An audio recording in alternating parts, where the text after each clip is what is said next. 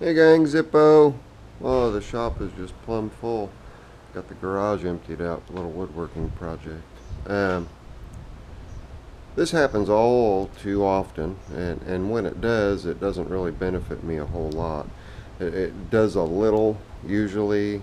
I mean, I can scavenge some parts or whatnot, but people will bring me something that is just so tired and so wore out and expect miracles to happen, and this is a prime example of that. Hello, little spider. You're on YouTube, little spider. Anyway, um, this one came in uh, early last week, and the preliminary was it has one good attribute, and that is the engine. Um, upon further inspection of this wonderful machine, it just kept throwing curveballs left and right, left and right, left and right with things that needed to be done to it, and it wound up just being such an exorbitant undertaking that the owner said, well, if it's going to take that much, just keep it and get rid of it. So it's left to my own devices. Fortunately, I've got a neighbor, Michael, you guys have seen him on a couple of my YouTube videos, that scraps, so he will get the reward of the scrap metal from this. This is the clutch type, cone clutch type, not the hydro. It's a ZTR 3362, and I will, like I say, scavenge whatever I can scavenge from it. But there's really not a whole lot. It sat in uh, humid conditions outdoors for an extended period of time, which just rotted the deck and froze the spindles. Um, Anybody who has zero turns knows that when you pull them in to engage uh, your drive system, your handles should be at least close to even.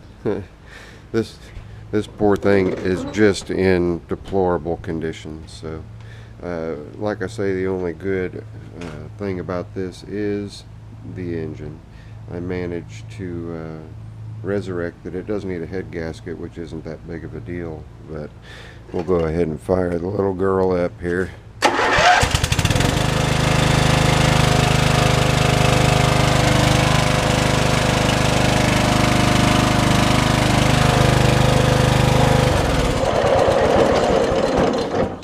And as you can see, as soon as you try to engage the deck belt like I just did, it kills it.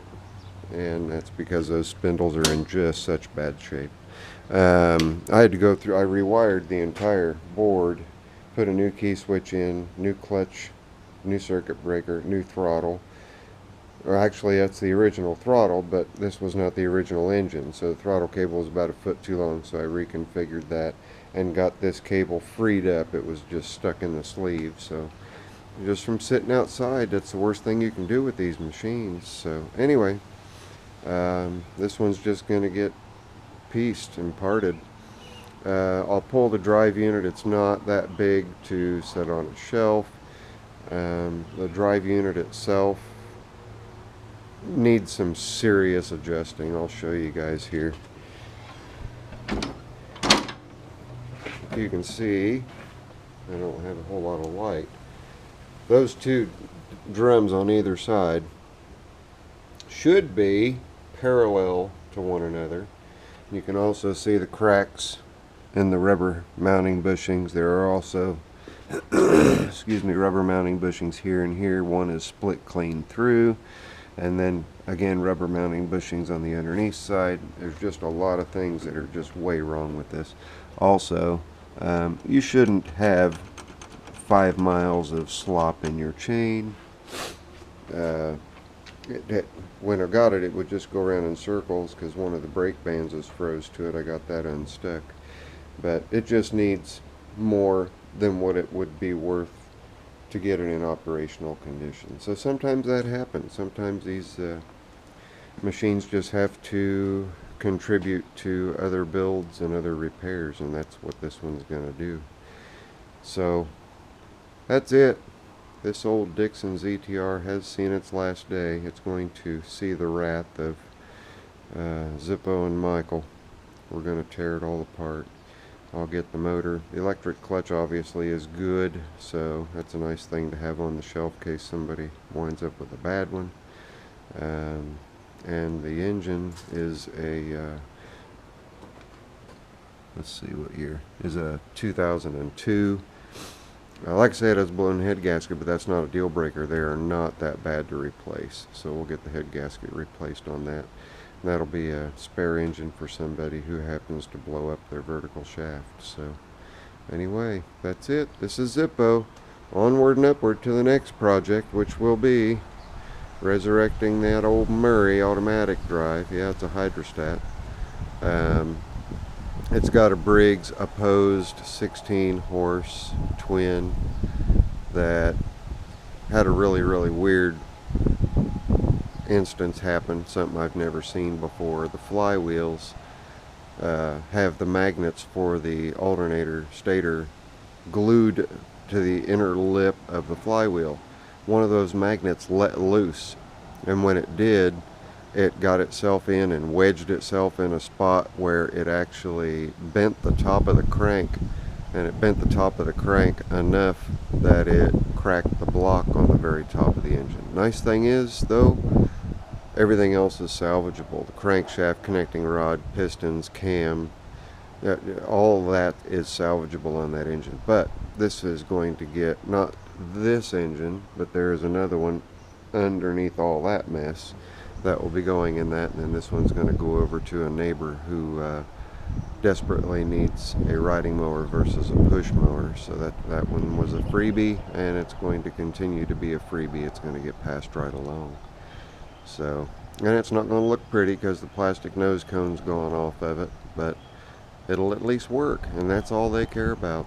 They said they don't care what it looks like as long as it mows grass. So we'll get that set up for them.